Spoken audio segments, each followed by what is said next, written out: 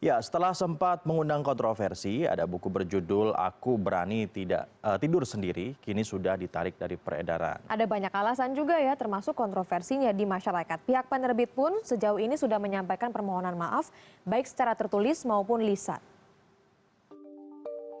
Buku berjudul Aku Berani Tidur Sendiri akhirnya resmi ditarik dari peredaran setelah sempat beredar dan dijual secara online di situs jual beli. Sebelumnya pihak penerbit juga menyampaikan permohonan maaf sekaligus menjelaskan maksud pembuatan buku. Awalnya buku ini dibuat untuk membantu orang tua menjelaskan kepada anak-anak tentang pentingnya melindungi diri. Namun tulisan tersebut justru menuai reaksi keras dari masyarakat. Jadi duluan kami mohon maaf dan sebagai bentuk pertanggungjawaban kami, buku itu saya tarik semua dari peredaran. Dan itu memang pelajaran bagi kami untuk berbenah, terutama di dalam redaksi kami, untuk lebih hati-hati kan begitu. Sebagian orang tua menyesalkan konten seks yang belum sepantasnya dikonsumsi anak usia SD.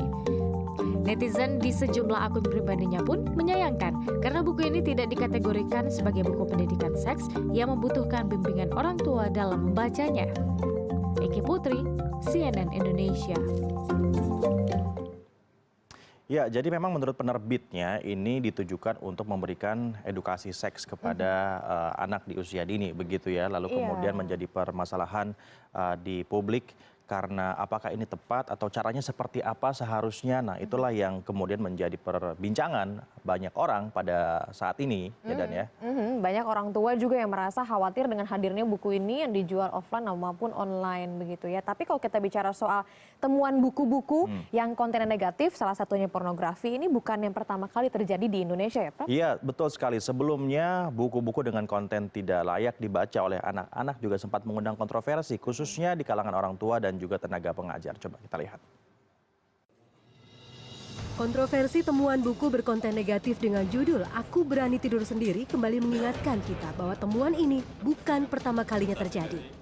Tahun 2012, lembar kerja siswa atau LKS Bahasa Inggris bermuatan pornografi beredar di kalangan siswa kelas 3 di SMP Kota Mojokerto, Jawa Timur. Muatan pornografi ini dimunculkan dalam lembar soal dan dibalut dengan tampilan foto yang menarik. Juli 2013, sebuah buku pelajaran untuk siswa kelas 6 sekolah dasar berjudul Aku Senang Belajar Bahasa Indonesia juga dinyatakan tidak layak dikonsumsi anak-anak. Muatan pornografi dinilai sangat jelas tergambar di buku ini.